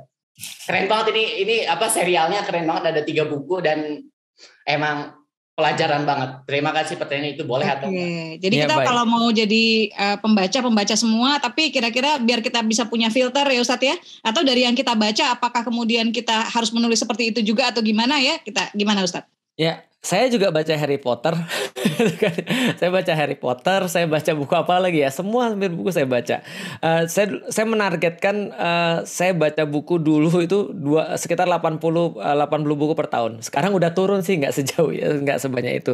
Jadi semua buku saya baca, termasuk buku-buku yang salah itu dalam tanda kutip yang salah, yang buku ateis pun saya baca. Kenapa? Karena saya harus tahu kenapa mereka jadi ateis. Sehingga ketika saya berjumpa dengan mereka, saya bisa tahu apa yang kira-kira mereka respect di situ, yang saya bisa masukkan kemudian Islam dari situ, karena saya yakin Islam tuh pasti akan diterima oleh orang-orang yang fitrah. Nah, jadi baca buku apapun boleh, hanya saja ketika kita urusan menulis ataupun menyampaikan, maka bukan saya yang berhak untuk menjawab boleh atau tidak, tapi yang berhak untuk menjawab tentu saja adalah Allah dan Rasulnya.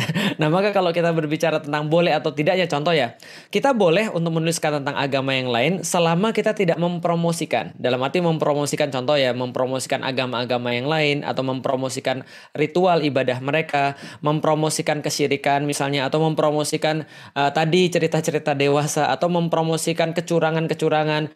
Tapi menceritakan itu nggak ada masalah, karena Rasulullah juga menceritakan tentang kisah-kisah masa lalu. Rasulullah menceritakan tentang kisah-kisah orang yang salah. Allah menceritakan tentang kisah Uzair ibnullah yang kemudian dikatakan oleh orang-orang sebagai anaknya Allah, atau Isa ibnu Maryam yang dikira sebagai anaknya Allah juga, dan seterusnya. Nah, ini adalah bagian daripada pelajaran, tapi kita tidak mempromosikan. Artinya setiap kali kita menceritakan sesuatu yang bertentangan dengan Islam, ada tanggung jawab pada kita untuk memberitahukan ini adalah sesuatu yang keliru. Sedangkan ada sesuatu hal yang betul gitu kan. Nah, itu adalah do and don't-nya. Tapi apapun boleh dibaca, apapun boleh untuk dituliskan, asal tadi terkait dengan syariat kita harus paham. Saran saya kalau kita mau untuk membaca segala sesuatu hal yang kayak tadi, filternya adalah kita harus tamat dulu minimal sirah Nabi. Kita harus tamat dulu minimal Al-Quran dan pembahasan-pembahasannya, sehingga itu bisa menjadi semacam kayak komparasi ya bagi kita. Kira-kira gitu Mbak. Tapi ya semangat terus membaca dan menulis. Iya, Fatan Mubina ya, semangat membacanya oke nih ya gitu ya, mudah-mudahan bisa mengambil kebaikan dari yang dibaca dan kemudian menyebarkan kebaikannya ke lewat karya-karyamu ya. Ustadz, saya mau memilih satu penanya nih Ustadz, tapi saya bingung ya antara Ibnu Rahmat sama K.A. Pribowo. K.A. Pribowo itu dari tadi tekun banget sampai saya pikir ini sebetulnya ini foto atau sedang menyimak gitu ya. Tapi Ibnu tuh menyimak, senyum, geleng-geleng kepala. Saya juga bingung, Ustadz yang milih deh, Ibnu Rahmat atau K.A. Pribowo nih. Monggo saya kayaknya kalau milih kayaknya nggak ini saya. Saya juga nggak tega nih Ustadz, kita ambil dua-duanya aja Ustadz ya, nggak apa-apa ya. Ya, dua-duanya boleh, monggo. Tapi singkat aja karena kita ini sudah perpanjangan, jangan sampai jadi udah 2 kali 15 menit ya Ustadz ya. Ya silakan Mas Ibnu Rahmat. Setelah ini mungkin Mas Kapribowo ya, yang lain Asma mohon maaf sekali ya, mudah-mudahan kita masih bisa belajar lagi dari Ustadz Felix ya, mudah-mudahan beliau masih bisa menjadi guru kita nih. Silakan Mas Ibnu, singkat saja pertanyaannya. Oke, Assalamualaikum. Suara saya kedengaran? Warahmatullahi wabarakatuh. Makasih nih Ustadz, ini sama-sama alumni nih, sama-sama pertanian. Masya Allah. TB. Saya HPT Ustadz. Masya Allah. Saya akan diam karena tidak lulus. Silakan Ibnu. Saya gini, jadi kalau saya follow sosial medianya Ustadz kan paling sering dapat ini ya, dapat head speech ya lah ya. Ya. Kelihatan lah ya. Nah, bagaimana kalau kita saat menulis itu memanage head speech, hater itu ya. Jadi kalau ada kata-kata yang menghujat itu bagaimana supaya manage? Karena kan kebanyakan kita ini menuliskan cerita-cerita bersambung dan kadang-kadang kalau terlalu banyak menerima hujatan itu kayaknya ada rasa males nih untuk ngelanjutin kan atau moodnya goyang ya. Moodnya goyang gitu. Gimana cara memanage itu terus kalau seandainya udah goyang kemudian sampai lama kita nggak nulis terus untuk mulai menulis lagi itu ada tipsnya nggak sih gitu? Baik. Mas Ibnu Rahmat ini pintar banget deh ya, karena udah diminta singkat tapi terus ngajuinnya 2 pertanyaan. Baik, pertama-tama kalau kita lihat orang yang melakukan hate speech atau apapun itu menghina, mengejek, mencela, itu pasti ada tujuan. Contoh ya, dulu ketika saya masih SD, saya tuh suka ngatain orang. Dan ketika saya ngatain orang, saya berharap itu dia terusik emosinya. Jadi contoh ya, misalnya kalau zaman SD itu kita suka ngata-ngatain orang pakai nama bapaknya kan. Nah, walaupun kita sekarang mikir kenapa ya kita marah nama bapak kita disebut, kan memang itu bapak kita. Tapi ya dulu saya suka bilang nama bapak orang dan dia marah. Ketika dia marah, saya senang bukan main. Kenapa? Karena saya sudah membuktikan bisa mengusik kedaulatan hati dia. Gitu maksudnya. Jadi saya senang banget tuh, berhasil gitu kan ya. Dan semakin dia marah, saya semakin bersemangat untuk mencela dia. Jadi itu harus kita tahu bahwa kita tuh ketika ngejek orang, kita tuh pengen untuk dia tuh balas gitu maksudnya. Nah, tapi ketika saya ngejek orang, dia nggak balas, itu saya bertanya-tanya ada yang salah apa pada ejekan saya. Saya nggak berhasil gitu maksudnya. Jadi muhasabah ya Ustaz. Iya, untuk kita nggak berhasil mengusik dia gitu, nggak seru gitu maksudnya. Nah, setan saya tuh tidak excited gitu maksudnya. Nah, artinya jadi kita harus tahu bahwa ketika kita itu contoh ya kita dihina-hina, berhenti aja lu nulis tulisan macam apa sampah. Nah kalau kita berhenti dia senang tuh. Tapi kalau kita tetap nulis nggak ngaruh ya, itu merupakan sebuah mungkin pukulan bagi dia. Itu yang pertama. Yang kedua, dia nggak ngasih kita makan, dia nggak ngasih kita hidup, dan dia nggak akan nolongin kita juga kalau kita susah. Kenapa kita mikirin dia gitu kan? Ya, itu yang kedua. Yang ketiga. Yang ketiga, harus saya kasih tahu, setiap haters itu perlu efforts untuk bisa datang ke situ, baca tulisan kita dan komen. Dan haters itu kadang-kadang lebih tahu tentang kita daripada loversnya kita loh, jangan salah. Coba bayangin, dia harus nonton video dari awal sampai akhir ya, 1,5 jam gitu ya, mencari kesalahan gitu maksudnya, mencari salah baca Quran, mencari salah baca kemudian apalagi salah kutip ayat dan seterusnya. Itu efforts loh, hormatilah effortsnya. Jadi kira-kira gitu. Jadi artinya ya itu adalah orang-orang yang mungkin akan mendoakan kita nanti insya Allah.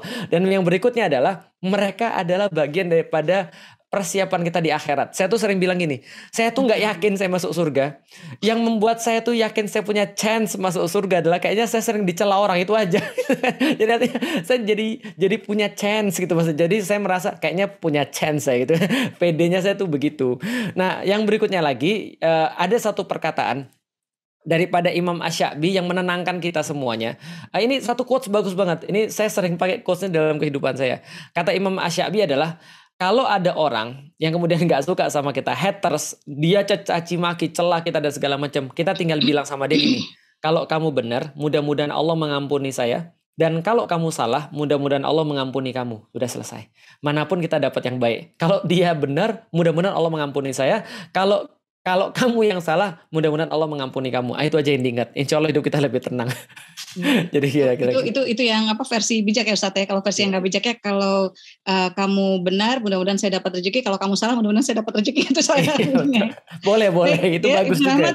Ibnu Ahmad terjawab insya Allah ya. Tapi sebetulnya itu salah satu pertanyaan yang tadinya saya ingin tanyakan untuk di penutupnya ya. Oke, Ustadz, ini Kak Pribowo boleh ya Ustadz ya? Boleh, ahlan wa sahlan. Maaf sekali ini jadi nambah waktunya. Silakan Mas Pribowo, oke. Ya, terima kasih Ustadz, Mbak Asma juga. Mungkin pertanyaannya adalah gimana sih cara Ustadz itu menemukan rasa? Statement yang menarik buat saya itu tadi, Ustadz banyak baca novel, tapi nggak nulis novel sama sekali. Tapi nulis sejarah dan sebagainya yang menurut saya itu adalah yang menjadi nilai tambah karena ada rasa di situ. Nah, buat kita sendiri untuk menemukan itu mungkin lebih ke biar menemukan jati diri, apa yang akan kita tulis seperti apa. Terus satu lagi Pak Ustadz, barangkali mau diskusi lebih jauh, kira-kira kalau ke Ustadz lewat mana? Baik. Pinter ya Mas Pribowo ya, Ustadz. Berarti kan bukan soal tayamum, ada air terus tayamum Ustadz, wajar. Pertanyaan Asma barusan, silakan Ustadz. Iya, ini sekalian menjawab yang tadi yang belum saya jawab ya, tentang bagaimana kita memulai kalau sudah lama nggak menulis. Jadi ngilangin mental block. Jadi gini. Bagi saya, perasaan itu penting banget, emosi itu penting banget. Maka kalau dihina, atau misalnya diragukan, atau misalnya kita dapat masalah, atau misalnya kita dapat apapun, itu jangan dihilangkan, tapi di-manage untuk bisa jadi sebuah api dalam diri kita. Contoh ya, saya bilang begini, hampir semua buku saya itu dilahirkan karena sakit hati sebenarnya gitu kan. Hampir semua. Kenapa? Ada yang bilang Islam tuh nggak mungkin tegak. Kamu tuh mbok ya mikir, jangan kemudian mikir tentang masa lalu terus. Islam tuh nggak mungkin akan berjaya lagi. Mustahil perjuanganmu bisa berbuah. Saya bilang, emang iya gitu? Saya kesel kan. Saya manage tuh kekesalan saya. Cari, bener nggak sih emang kemustahilan tuh ada? Oh ternyata tidak. Oke, jadi buku Muhammad Al-Fatih. Islam diragukan. Kamu tuh masuk Islam cuma untuk cari duit kan dan segala macam. Oke, saya nulis buku Beyond Inspiration. Lalu kemudian ada orang bilang kamu tuh bukan pesantrenan, kamu tuh nggak akan bisa, kamu kan bukan sekolah agama dan segala macam. Oke, saya nulis buku tentang habits. Artinya bagi saya ya karya saya adalah jawaban atas sakit hati itu tadi. Nah jadi sakit hati itu jangan dihilangkan, tapi digunakan sebagai emosi untuk membangkitkan kita untuk menulis. Dan kadang-kadang apakah saya tidak mengalami mental block? Mengalami banget. Muhammad Al-Fatih itu sempat terhenti sekitar 6 bulan gak ditulis. Dan yang menjadi pemantik supaya ditulis lagi adalah ketika saya melihat muncul film Fetih 1453 itu yang dibuat sama Turki. Lalu saya ngeliat trailernya, apa-apaan ini? saya mikir gitu. Saya bilang, enggak, saya lebih berhak menceritakan ini daripada mereka. Maka saya selesaiin buku Muhammad Al-Fatih. Karena saya nggak mau Al-Fatih itu teridentikan dengan hal-hal yang kayak gitu. Walaupun film itu sangat bagus sekali ya. Tapi yang nggak enaknya ya ada perkara-perkara yang ahistoris dan sayangnya juga memasukkan unsur-unsur pornografi di situ. Yang itu kemudian saya bilang enggak, saya lebih berhak menceritakan tentang ini daripada film. Maka saya kemudian melanjutkan buku saya dan alhamdulillah selesai ditulis. Jadi kira-kira gitu. Iya, jadi ternyata rasa sakit hati itu powerful ya Ustadz ya. Kalau kita bisa manage dengan baik ya. Kayaknya karya-karya Mbak Asma juga kayaknya ada beberapa yang didasari emosi yang kuat gitu kan. Ya begitulah Ustadz ya. Tapi rekan-rekan sekalian, saya kira malam ini kita belajar banyak sekali ya, dan mudah-mudahan kalau rekan-rekan merasa tercerahkan dengan percakapan kita yang hanya 1,5 jam ya Ustadz ya, 1,5 jam ya. Bayangkan berapa banyak pencerahan yang akan rekan-rekan dapatkan dengan membaca buku-buku beliau ini ya.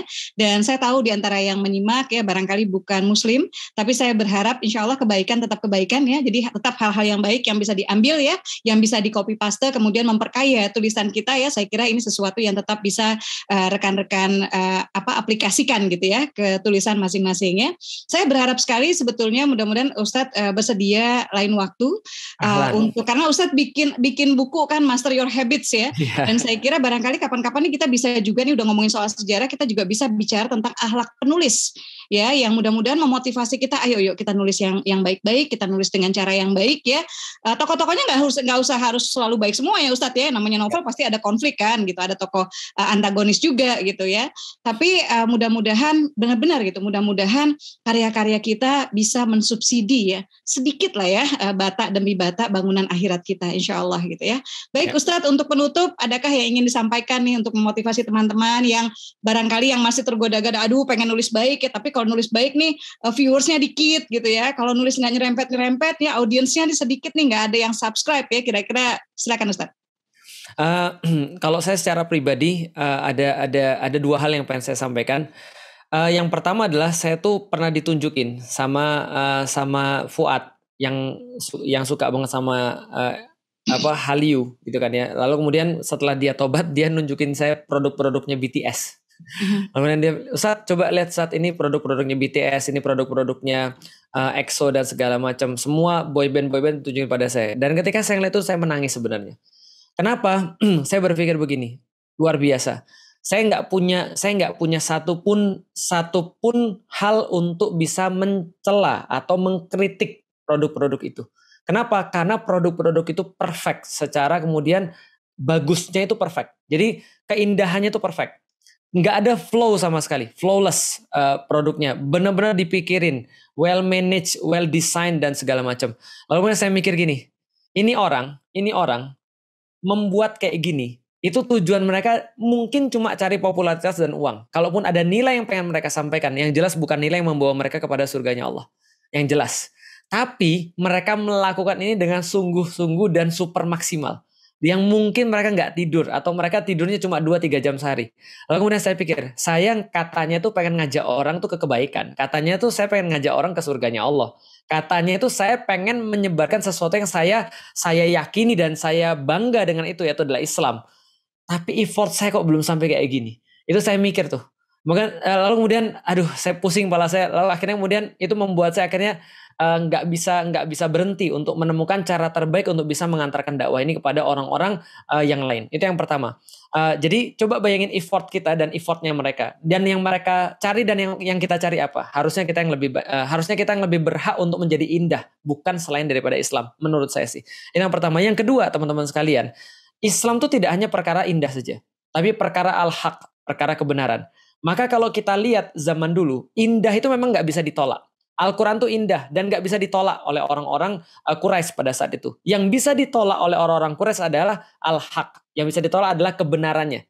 Kebenaran Al-Quran, kebenaran Nabi Muhammad itu bisa ditolak.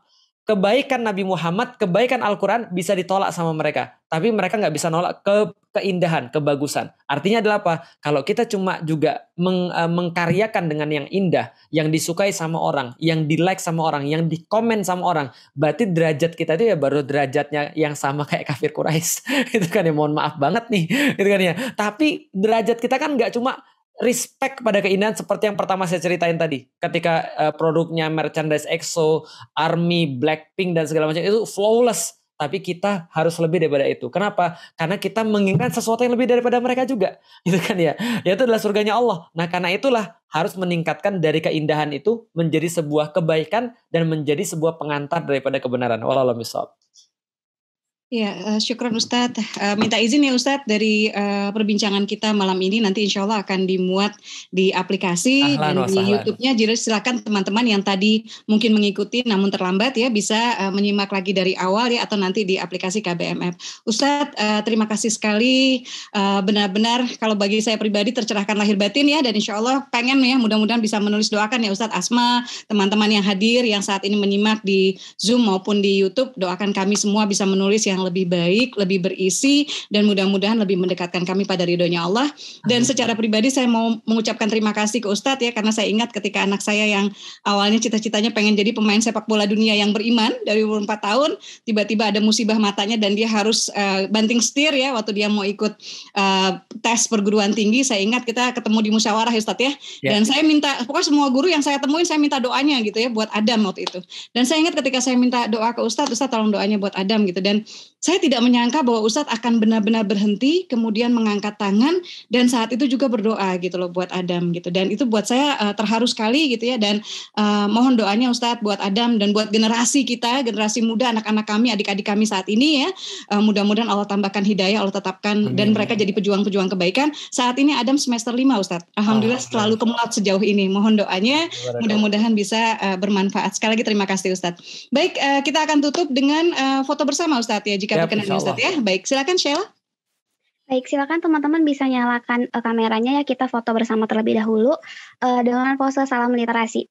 Kita pose lain juga boleh, Sheila. Biasa suka gini Ustadz. Mau gini juga boleh ya. Itu ya. Kita hitung mundur. Siap-siap. 3, 2, 1. Oke, tahan dulu untuk slide berikutnya. 3, 2, 1. Oke, untuk slide berikutnya tahan dulu. 3, 2, 1. Oke, untuk slide terakhir Bunda. 3, 2, 1. Oke, sudah. Baik, terima kasih sekali lagi. Saya barusan approve yang baru aja datang Ustadz, ada 2 orang. Mudah-mudahan tempat dapat foto barengnya ya. Alhamdulillah. Baik, ya Ustadz sekali lagi terima kasih. Mohon maaf lahir batin jika ada hal-hal yang tidak berkenan. Tapi sekali lagi terima kasih. Mudah-mudahan forum kita dipenuhi keberkahan ya Ustadz. Amin, ya, dan kemanfaatan dan rekan-rekan bisa mengaplikasikan. Dengar lagi, simak lagi dan baca buku-bukunya Ustadz Felix Siau. Kemudian silakan di follow media sosial beliau ya untuk mendapatkan lebih banyak kebaikan insya Allah. Kemudian buat teman-teman insya Allah kita akan berjumpa dengan guru-guru lain. Ikuti terus acara Belajar dari Bintang melalui link di Zoom. Silakan di follow sosial medianya aplikasi KBM App ya. Dan juga silakan juga buat rekan-rekan yang ingin mengikuti lewat YouTube ya, KBM App Official. Ada banyak acara Belajar dari Bintang sebelumnya yang ada di sana. Mudah-mudahan membantu rekan-rekan menulis lebih baik, lebih berisi, dan mudah-mudahan lebih Allah ridhoi. Terima kasih sekali lagi Ustadz. Mohon maaf lahir batin. Asma undur diri. Billahi taufiq wal hidayah. Assalamualaikum warahmatullahi wabarakatuh. Waalaikumsalam warahmatullahi wabarakatuh. Waalaikumsalam warahmatullahi wabarakatuh. Terima kasih Ustadz. Terima kasih Bunda Asma. Wow, keren banget ya materi pada malam hari ini. Partisipan di Zoom juga sama.